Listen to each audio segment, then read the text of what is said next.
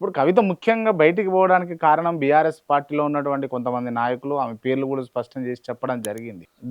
దాన్ని ఏమంటారు మీరు? ఆమె చిన్న అమ్మాయి కాదు, ఆ, అమాయకురాలు అసలే కాదు. ఆ, అపారమైన జ్ఞానం, ఆ, లౌక్యం ఉన్న వ్యక్తి. ఉమ్, ఈ సందర్భం ఆమె అట్లా వ్యవహరించడమే తప్పు. ఉమ్, వాట్ ఎవర్ ఇట్ ఈస్. ఉమ్. రాజకీయ నాయకులు రాజకీయాలు చెప్పితే ఏం చేస్తారండి? కానీ కుటుంబ సభ్యుల మీద రాజకీయం ఎవరైనా చేయాల్సినంత కావచ్చు అవసరం- కాక, ఆ?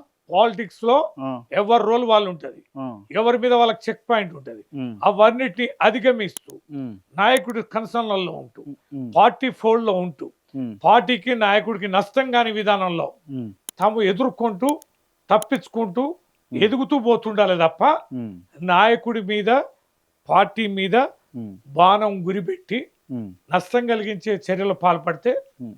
అంతకు మించిన తప్పుడు ఇంకోటి లేదు. బీఆర్ఎస్ పార్టీకి ఇప్పుడు నష్టం జరిగినట్టేనా కవిత బయటకు పోవడంతో?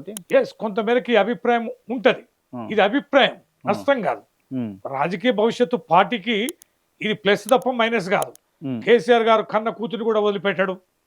పార్టీకి ఎదురు తిరిగితే నష్టం చేస్తే కన్న కూతురునైనా క్షమించాలనే సంకేతం ఇలా ప్రజల్లోకి పోయింది, రైట్. పార్టీ కేడర్ పోయింది. ఓకే. తను ఇష్టపడే కూతుర్ని కూడా పార్టీకి నష్టం కలిగిస్తే ఊరుకోరు కేసీఆర్ గారని వారి నిబద్ధత మీద, వారి యొక్క కమిట్మెంట్ మీద ఇంకా ప్రజలకి అభిమానం